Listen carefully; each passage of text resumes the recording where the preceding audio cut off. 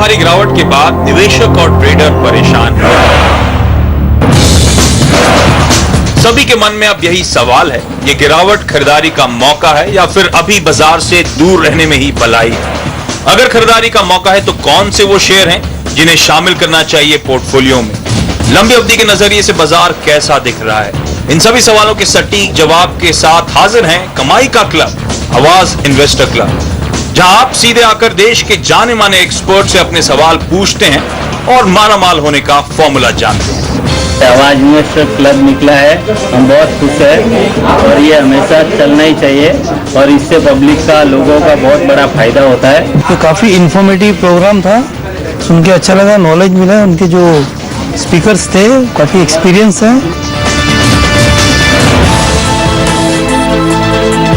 स्वागत है आप सभी का सीएनबीसी आवाज पर। आप देख रहे हैं देश का नंबर 1 बिजनेस चैनल और आप देख रहे हैं आपका फेवरेट शो आवाज इन्वेस्टर क्लब। जी हां, आवाज इन्वेस्टर क्लब को जबरदस्त रिस्पांस मिला है, आप सभी दर्शकों का प्यार मिला है। शुक्रिया करना चाहूंगा आपका इसके लिए और उन लोगों से माफी भी मांगना चाहूंगा जिनको आज हम आवाज इन्वेस्टर क्लब में यहां पर स्टूडियो में नहीं बुला पाए। और यह भी वादा करता हूं कि अगली बार आप सभी लोगों को जो आना चाहते थे इस बार लेकिन ऑडियंस की कमी की वजह से नहीं आ पाए हैं, उनको अगली बार जरूर हम एकोमोडेट करेंगे। और आपके सवालों के जवाब देने के लिए आज फिर हमारे साथ हमारे दो खास मेहमान जुड़ चुके हैं। यहां आईएफएल की अनु जैन और कार्वी स्टॉक ब्रोकिंग के पी फणी शेखर, जिनको आप सीएनबीसी आवाज पर हर हफ्ते हर रोज सुनते हैं और आप इनके व्यूज से काफी पैसा बना भी चुके हैं। आप दोनों का स्वागत है सीएनबीसी आवाज पर। अनु, सबसे पहले आपसे जानना चाहूंगा, ये जो हमारा इनिशिएटिव है ये आपको कैसा लगा? और ये भी बताइए, बाजार काफी घबराहट है, बाजार में 8.5% अपने हाई से निफ्टी करेक्ट हो चुका है, 15% बैंक निफ्टी अपने हाई से करेक्ट हो चुका है और गिरावट देखने को मिलेगी भारतीय बाजारों में। क्या 8,200 के स्तर भी आ जाएंगे या फिर इस समय खरीदारी कर लेना चाहिए? आप क्या करेंगी? पहले तो बहुत बहुत मुबारक। जो ये इनिशिएटिव है ये अपने तरीके से अनोखा है, बिकॉज इन खुद आके और एक टेलीफोन पे पूछने में बहुत फ़र्क पड़ता है एंड आई थिंक जितनी इन्फॉर्मेशन हो आज के ज़माने में कम है, तो इन दैट सेंस बहुत अच्छा इनिशिएटिव है। मार्केट्स जहाँ तक की सवाल है कि अगर हम एक लॉन्ग टर्म इन्वेस्टर के लिए देख रहे हैं तो 9,100 के बाद जब आपको 8,250 या 8,300 के लेवल दिख रहे हैं, अगर आप साल भर से ज़्यादा का व्यू रखते हैं मार्केट में तो इस यहाँ से आपका पैसा जरूर बनेगा। हाँ, इन 15-20 दिन में आप हो सकता है 8,170 जो 200 डे मूविंग एवरेज है वो एक बार को आप छू सकते हैं।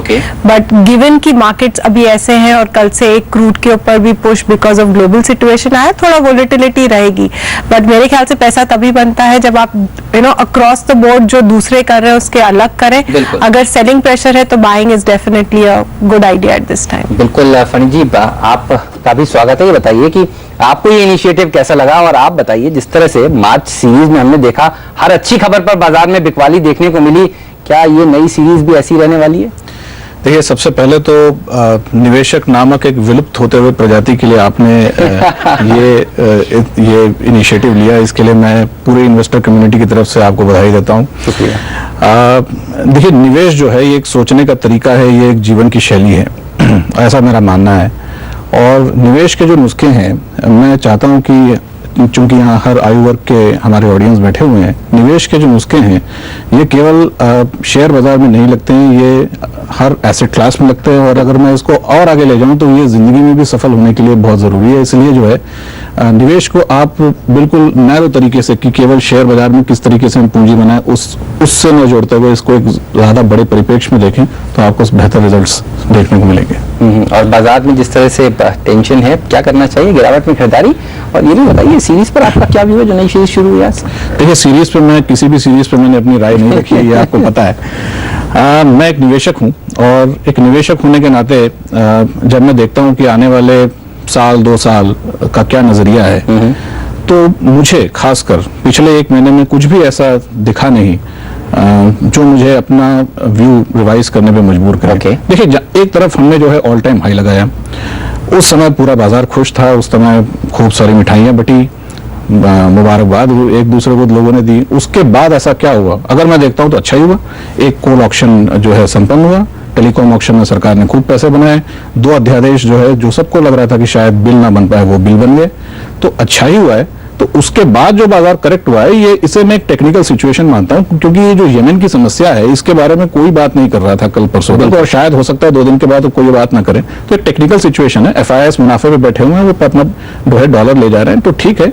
मुझे लगता है कि भारतीय निवेशकों को इसका फायदा उठाना चाहिए। बिल्कुल। चलिए, तो गिरावट एक खरीदारी का बेहतरीन मौका है और ये मौका आपको नहीं छोड़ना चाहिए। काफी सारे दर्शक हैं इस स्टूडियो में। आशीष जी, आपसे शुरुआत करना चाहूंगा, अपना इंट्रोडक्शन दीजिए और बताइए क्या सवाल है आपका हमारे एक्सपर्ट से आज। सर, मेरा नाम आशीष तिवारी है और सबसे पहले तो मैं धन्यवाद देना चाहूंगा CNBC आवाज को, जो उन्होंने आवाज इन्वेस्टर क्लब शुरुआत की है। शुक्रिया। इससे हमें यहाँ आने का मौका मिला है। और सर, मैं बताना चाहूंगा कि मैं न्यू इन्वेस्टर हूँ इन दिस मार्केट। ओके। और जनवरी में ही मैंने ट्रेडिंग चालू किया है। अभी रिसेंटली मैंने अशोक लेलैंड 100 क्वांटिटी बाई किया है एट द रेट ऑफ 63। सो मैं 1 साल का नजरिया रखता हूँ। तो मैं जानना चाहूंगा आप सबसे कि मुझे किस वक्त इस स्क्रिप्ट से बाहर आना चाहिए, अदरवाइज लॉन्ग टर्म के लिए होल्ड करना चाहिए। मुनाफे को कब वसूल करें, ये जानना चाहते हैं अनु।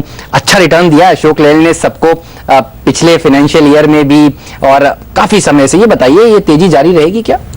सीवी साइकिल बदल रहा है, जैसे कि हमने साइकिल्स में देखा है कि सीवीज डू वेल। थोड़ा जल्दी भाग गया है, लेकिन इट लुक्स कि it will definitely give at least not exactly the same kind of return जो पिछले साल मिले थे, बट अगर इन्वेस्ट करते रहेंगे तो अच्छा रिटर्न मिलेगा। जो आपने एक शब्द बोला कि मैंने ट्रेडिंग अभी शुरू की है, तो वो ट्रेडिंग नहीं, इन्वेस्टमेंट होना चाहिए। क्योंकि अगर आपने 63 में लिया है और अगर वो आपको समझिए 60 रुपए में मिलता है, बिकॉज उसका एक हेड एंड शोल्डर पैटर्न है जो दिखा रहा है कि इस समय बिकवाली है, तो आपको 60 रुपए तक वो देखने को मिल सकता है। लेकिन उम्मीद है आपको 1 साल में इसको 80 रुपए तो दिखेगा, बट उस समय भी आपको सोचना चाहिए, बिकॉज आप इस समय घुस रहे हैं जबकि सीवी साइकिल इस समय बदल रहा है। ये 3 से 4 साल अप मूव्स आएंगे, जिसमें रेवेन्यूज भी ऊपर जाएंगे, मार्जिन्स भी ऊपर जाएंगे। तो जो आपको इसका मेन मूव दिखेगा वो आपको 17-18 में दिखेगा।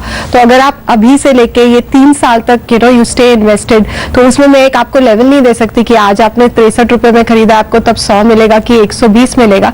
लेकिन I think year on year आपके एटलीस्ट 20-25% रिटर्न जब तक कि मार्केट अप साइकिल में है। तो ऐसे डाउन साइकिल्स में अगर आपने 100 शेयर लिए हैं, अगर आपके पास उस समय लिक्विडिटी है, तो एक अपॉर्चुनिटी मिलती है कि आप थोड़ा ऐड कर सके। मेरा पॉइंट यही है, कन्विक्शन के 7, 8, 10 स्टॉक पकड़िए, लेकिन फिर उसको कन्विक्शन पे अगर नीचे आता है तो उस पर टेंशन देने की बजाय एक अपॉर्चुनिटी देखिए कि मैं इसको ऐड कर सकता हूँ। चलिए, तो पैनिक करके बेचिए मत। गिरावट हो अगर बाजार में, तो अगर आपके हाई कन्विक्शन आइडियाज हैं उसमें बने रहिए, तभी आपको लंबी अवधि में अच्छा फायदा होगा। चलिए, आवाज इन्वेस्टर क्लब में वक्त हो गया एक छोटे से ब्रेक का। ब्रेक के बाद कुछ और दर्शकों के सवालों के जवाब देंगे। अगर आप भी इस क्लब में पार्टिसिपेट करना चाहते हैं, मुंबई के स्टूडियो में आना चाहते हैं और हमारे एक्सपर्ट से अपने सवालों के जवाब जानना चाहते हैं, तो आपको अपना मोबाइल फोन उठाना है, लिखना है AIC और लिखना है इंटरेस्टेड और भेज देना है 51818 पर। एक ब्रेक लेकर अभी हाजिर होते हैं। मैं गवर्नमेंट रिटायर्ड ऑफिसर हूँ और मुझे बहुत अच्छा चांस मिला कि मैं फंड्स को कैसे इन्वेस्ट कर सकता हूँ मार्केट में।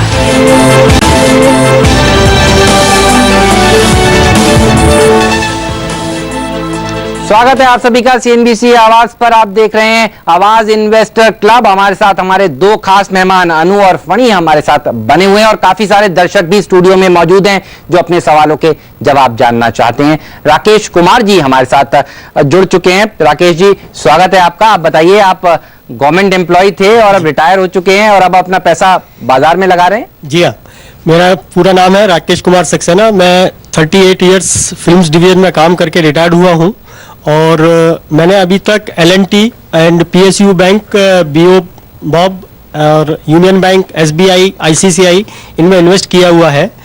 और मैं जानना चाहता हूँ कि कौन सा एरिया है जहाँ मेरे को लॉन्ग टाइम में भी अच्छा रिटर्न मिल सके।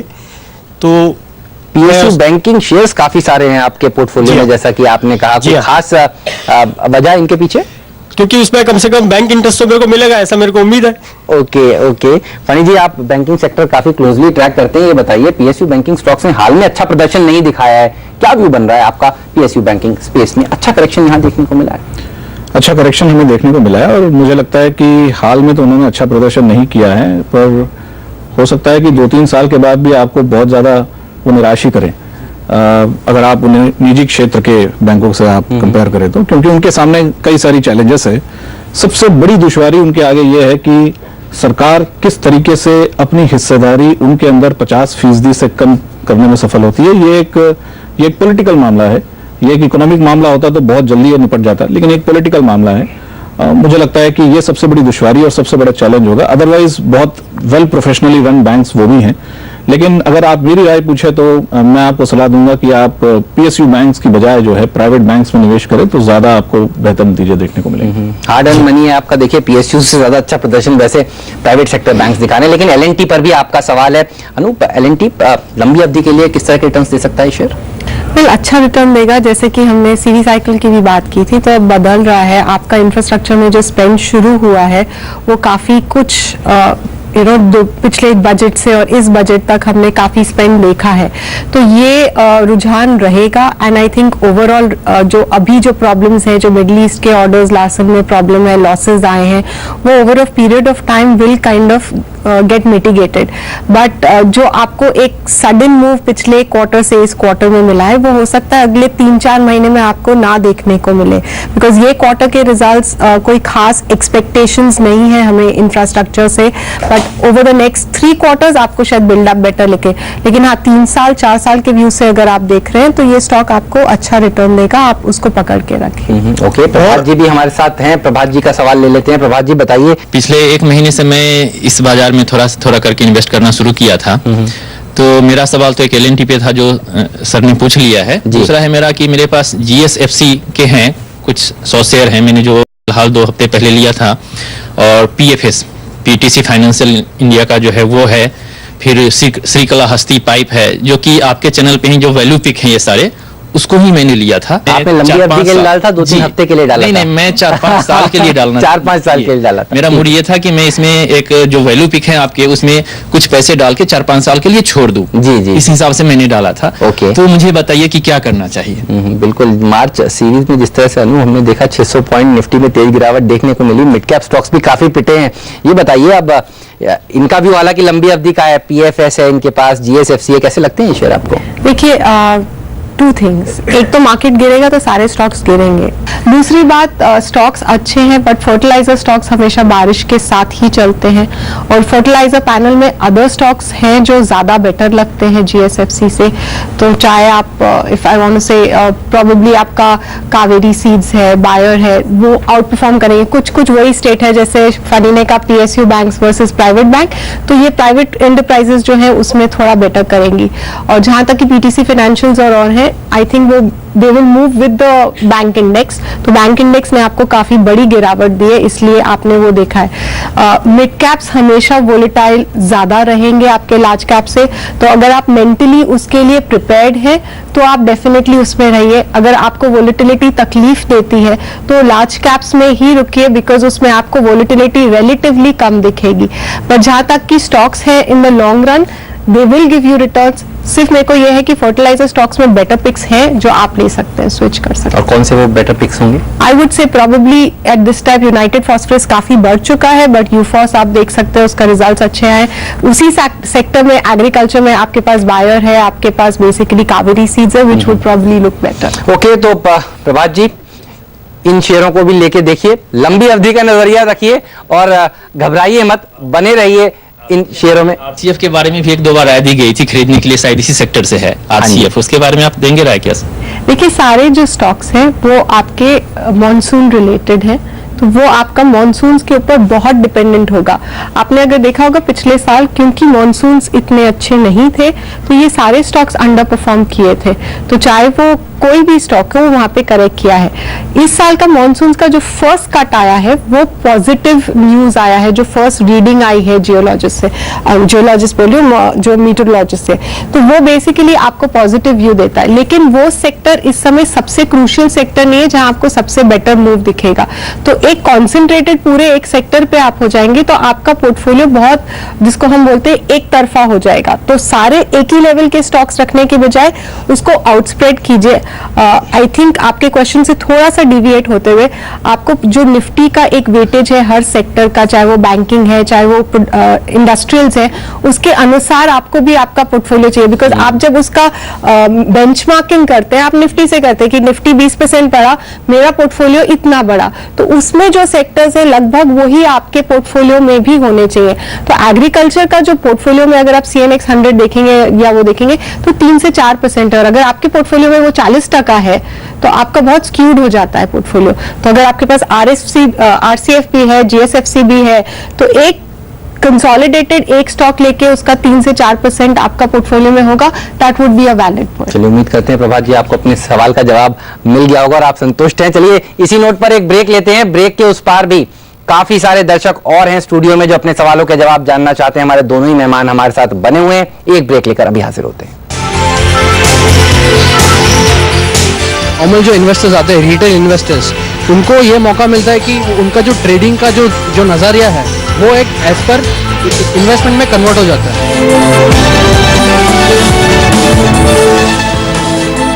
स्वागत है आप सभी का एक बार फिर से CNBC आवाज पर। आप देख रहे हैं आवाज इन्वेस्टर क्लब। हमारे दो खास मेहमान फनी और अनु हमारे साथ बने हुए हैं और काफी सारे दर्शक हैं जो स्टूडियो में हमारे साथ मौजूद हैं। शकुंतला जी भी हमारे साथ मौजूद हैं। बताइए आप क्या करती हैं, हाउसवाइफ हैं क्या, और कितने साल से निवेश कर रही हैं बाजार? पहले तो मैं अपना पूरा नाम बताती हूँ। शकुंतला शेखावत, अंधेरी से आई हूँ मैं और हाउसवाइफ हूँ जी, और थोड़ा इन्वेस्टमेंट भी करती हूँ शेयर मार्केट में और थोड़ा ट्रेडिंग भी करती हूँ। तो अभी मैंने जस्ट रिलायंस कैपिटल लिया था 532 में और इन्वेस्ट करके तो मैंने 350 में रखा है और ट्रेडिंग के हिसाब से ये लिया रिलायंस कैपिटल। हाँ, तो इंश्योरेंस बिल पास हुआ, उसके बाद में वो ऊपर भी गया, पर अभी वो 100 रुपीज वापस नीचे आ गए। तो उसके लिए मुझे क्या करना चाहिए? अनु बताइए। ये जो आपने नया लॉट लिया, ये भी इन्वेस्टमेंट था या ये ट्रेडिंग? नहीं, ये ट्रेडिंग के हिसाब से लिया था। तो मतलब आपकी एवरेज कॉस्ट 400-450 की है। हाँ, और अभी वहीं पे चल रहा है। हाँ। देखिए, इंश्योरेंस बिल पास हो गया, लेकिन मोस्ट ऑफ द इंश्योरेंस की जो स्टॉक्स थे वो अपने लेवल से ऊपर ही भागे हैं। चाहे आप मैक्स देखिए, चाहे ये देखिए, बजाज फिनसर्व, सभी करेक्ट किए हैं जहां तक कैपिटल को तो थोड़ा ज्यादा ही वो हाई बीटा स्टॉक्स में आता है, क्योंकि ADAG ग्रुप इटसेल्फ थोड़ा सा हाई बीटा होता है। में जैसे वो 645 गया, रिलायंस इंफ्रा 820 तक गया, अभी इसमें अटक गए हैं हम।